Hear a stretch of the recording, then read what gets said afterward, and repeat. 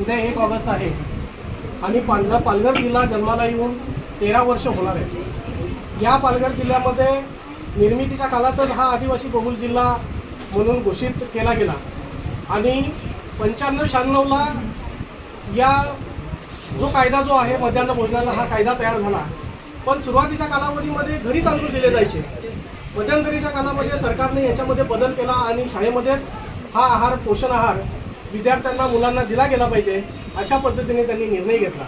परंतु गेले 15 जूनला सर्वच जिल्ह्यामध्ये वाडा तालुक्यामध्ये जो काही शाळा प्रवेशाचा कार्यक्रम झाला हा खूप मोठ्या उत्साहात आणि आनंदात झाला।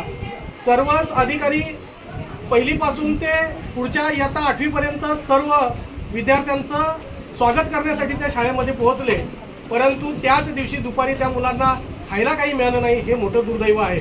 आणि या सर्व गोष्टींची गेल्या 1.5 महिना शिक्षक काही शाळांमध्ये उसनवाऱ्या करून या मध्यान्ह भोजनाचा लाभ दिला जातो। पण हे उसनवारी किती दिवस चालणार ना?